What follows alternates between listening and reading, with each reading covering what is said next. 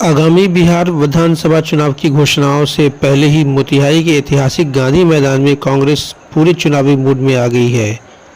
पहली बार मोतिहारी पहुंची कांग्रेस के राष्ट्रीय महासचिव प्रियंका गांधी ने मोतिहारी के ऐतिहासिक गांधी मैदान में विशाल रैली को संबोधित किया। बता दें कि मोतिहारी के गांधी मैदान में कांग्रेस की तरफ से हर घर अधिकार रैली का आयोजन किया गया था, जिसमें गांधी मैदान में 3 बड़े बड़े हैंगर पंडाल बनाए गए थे, जिसमें प्रियंका को देखने के लिए खचाखच लोगों की भीड़ उमड़ पड़ी थी। कार्यक्रम में कांग्रेस के राष्ट्रीय स्तर के नेता प्रदेश अध्यक्ष राजेश राम पुनिया के सांसद पप्पू यादव भी शामिल हुए। आपको बता दें कि मोतिहारी के ऐतिहासिक गांधी मैदान को संबोधित करते हुए कांग्रेस के राष्ट्रीय महासचिव प्रियंका गांधी वाड्रा ने आगामी बिहार विधानसभा चुनाव को देखते हुए वादों की बरसात कर दी। इस दौरान उन्होंने रैली को संबोधित करते हुए 1 दर्जन से अधिक घोषणाएं की, जिसमें 200 यूनिट बिजली मुफ्त देने के साथ साथ माई बहन योजना के तहत 2500 रुपया सीधे महिलाओं के खाते में जाएंगे, अति पिछड़ा वर्ग अत्याचार निवारण कानून बनाए जाएंगे, सरकारी विद्यालय के अलावा प्राइवेट विद्यालयों में बच्चों के लिए 50% की आरक्षण की व्यवस्था की जाएगी। इसके साथ और भी कई घोषणाएं थी। इस दौरान प्रियंका गांधी ने कहा कि हमने इतनी घोषणाएं की हैं, अगर हमने भी पूरा नहीं किया तो हमें आप लोग दंड दीजिएगा। कार्यक्रम के दौरान प्रियंका गांधी ने वर्तमान एनडीए की सरकार पर भी उन्होंने जमकर हमला बोला और इस दौरान उन्होंने कहा कि बिहार में लगातार पलायन हो रहा है। कर्नाटक जाइए, गुजरात जाइए, मुंबई जाइए, वहाँ यहाँ के मजदूर ही मिलेंगे और यहाँ काम करते हैं, यहाँ रोजगार की कोई व्यवस्था ही नहीं है। क्या कुछ उन्होंने अपने भाषण में कहा, चलिए वो आपको हम दिखाते हैं। मोतिहारी से अरविंद कुमार की रिपोर्ट। में भी यही हो सकता था अगर आप सही सरकार चुनते। महागठबंधन के वादे हर एक अधिकार को मजबूत करना चाहते हैं। कमाई का अधिकार, गरीब परिवारों को उद्योग के लिए 2 लाख तक की सहायता देना चाहते हैं। हम हमारे हाथ मजबूत करो। विधवा, दिव्यांगजन, वृद्ध पेंशन 1500 रुपए प्रति माह और हर वर्ष 200 रुपए की बढ़ोतरी। इसमें भूमिहीन परिवारों के लिए मकान हेतु 3 से 5 डिसमिल जमीन देना चाहते हैं और उस जमीन का मालिकाना हक अपनी बहनों को देना चाहते हैं। हम हर विधानसभा में स्थानीय रोजगार को बढ़ावा देने के लिए 10 करोड़ का बिहार बनाओ स्टाइपेंड फंड देंगे और न्यूनतम समर्थन मूल्य की गारंटी देते हैं और एपीएमसी के तहत मंडियों की व्यवस्था लागू करेंगे। लाखों सरकारी पदों पर नियुक्तियां बिहार वासियों को नियुक्तियां हैं, उनमें बिहार वासियों के लिए हम विशेष आरक्षण रखेंगे। मनरेगा में 300 रुपए प्रतिदिन मजदूरी और काम के दिन 2 गुने मजदूरी। 200 यूनिट बिजली हम मुफ्त में देना चाहते हैं, फ्री बिजली मिलेगी आपको। माई बहन योजना में जैसे मैंने कहा 2500 रुपए प्रति माह सीधे आपके खाते में जाएंगे। आपको मालूम होगा कि कांग्रेस ने राजस्थान में एक स्कीम लागू की थी जब हमारी सरकार थी। 25 लाख रुपए तक आपका जितनी भी स्वास्थ्य की सुविधाएं हैं वो मुफ्त में मिल रही थी। तो जब मैं राजस्थान गई, वहां पे मुझे हार्ट ऑपरेशन के पेशेंट मिले, लिवर ट्रांसप्लांट के पेशेंट मिले, सारा मुफ्त में किया गया था। वही स्कीम हम बिहार में लागू करना चाहते हैं। बहनों सुन लो, खोखली बात नहीं है, करके दिखाया है हमने।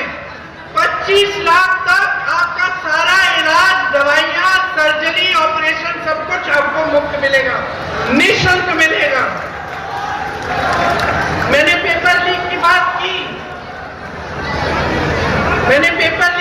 की, इसके बजाय जो आवासीय अंग्रेजी मॉडल के विद्यालय हैं वो हम लगा लिए 3 साल की जो डिग्री है, हम चाहते हैं कि उस डिग्री को आप 3 साल में खत्म करो। ये नहीं कि 5-6 साल आप कर रहे हो और खत्म नहीं हो रही है। आपको मालूम है यूपी में भी इनकी सरकार है।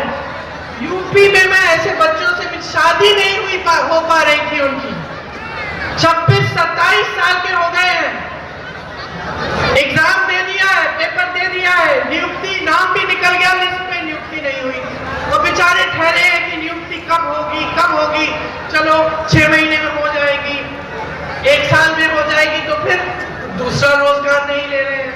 तो मतलब एकदम जीवन बर्बाद करने की बात कर रखी है इन्होंने। तो आप समझिए कि अब अपने जीवन को बनाने का काम करना है।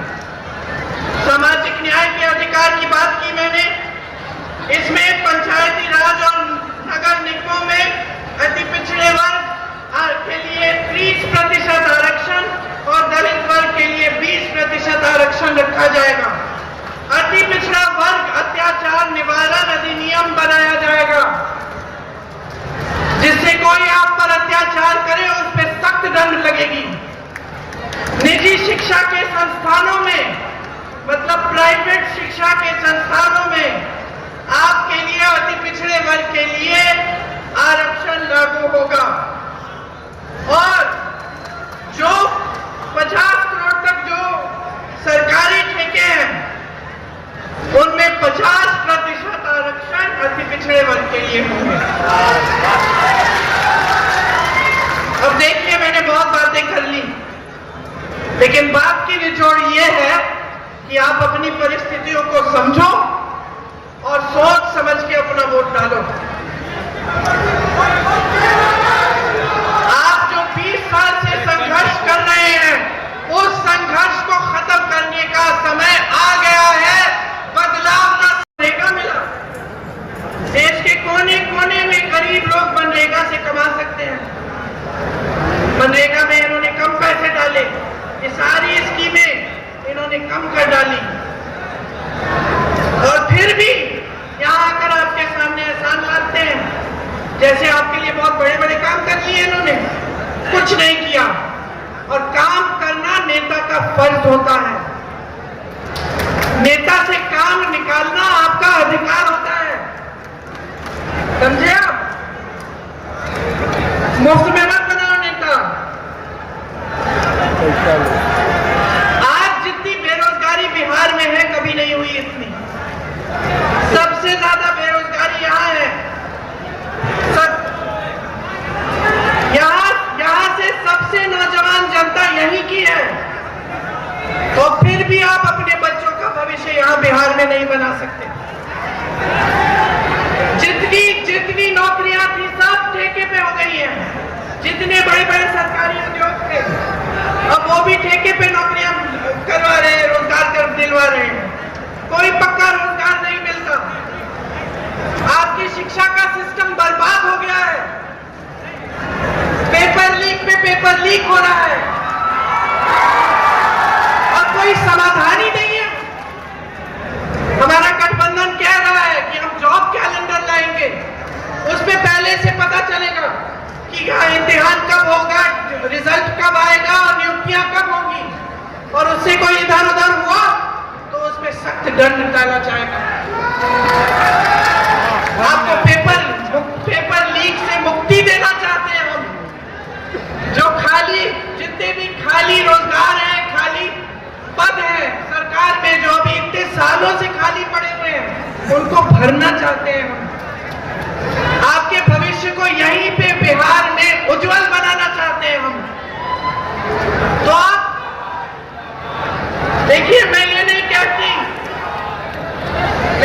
कहती कि सिर्फ क्योंकि हम कह रहे हैं मंच पे खड़े होकर इसलिए ये बातें मान लो। अपने आसपास देखो, अलग अलग प्रदेशों में देखो, कांग्रेस ने ये चीजें लागू की हैं, और देखो कि किस तरह से कांग्रेस की सरकारें काम कर रही हैं। आज यहाँ का किसान, मैं कह सकती हूँ, उसी परिस्थिति में है जिस परिस्थिति में महात्मा गांधी यहाँ पे आंदोलन करने आए थे।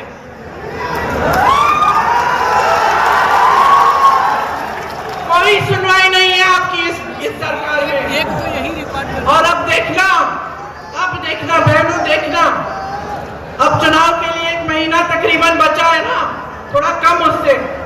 1-2 हफ्ते बचे हैं, अब देखना कैसे ऐलान होंगे।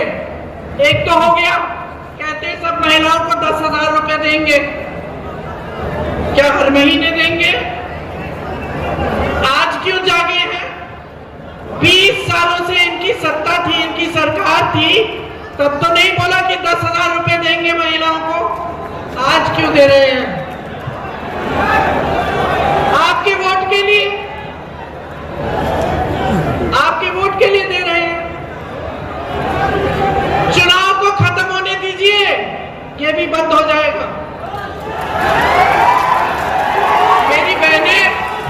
मेरी बहनें हंस रही हो, सुनो सुनो सुनो, अब महिलाओं से समझदार कोई नहीं होता, मैं बता देती हूँ। इसीलिए एक काम करो, ले लो 10,000 रुपए दे रहे हैं, ले लो, लेकिन वोट तुम अपने देश के लिए डालो। वोट तुम इस धरती के लिए डालो, वोट तुम अपने भविष्य के लिए डालो, अपने बच्चों के भविष्य के लिए डालो।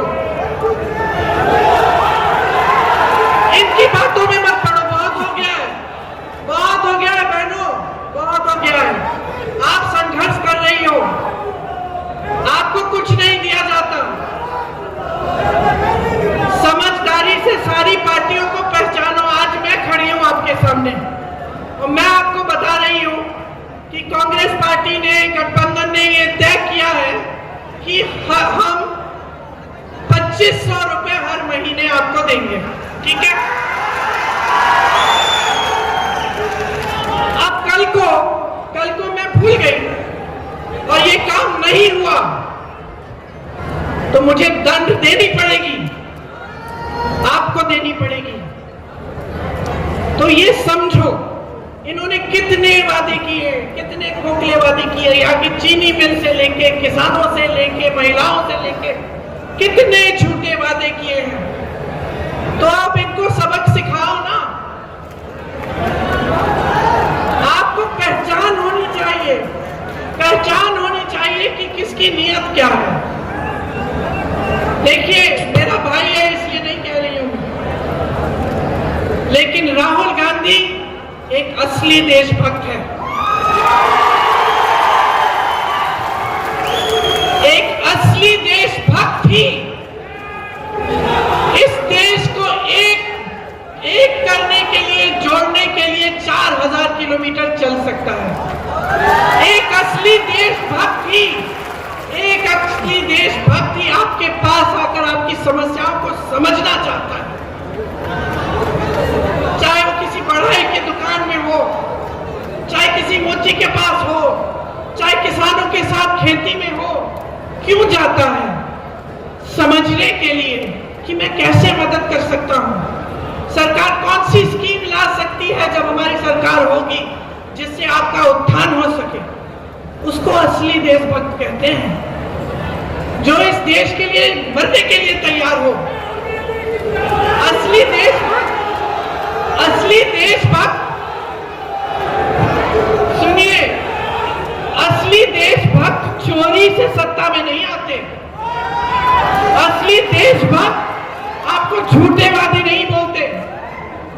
असली देशभक्त सिर्फ वोटों के लिए जनता से संपर्क नहीं रखते, लगातार जनता से संपर्क रखते हैं।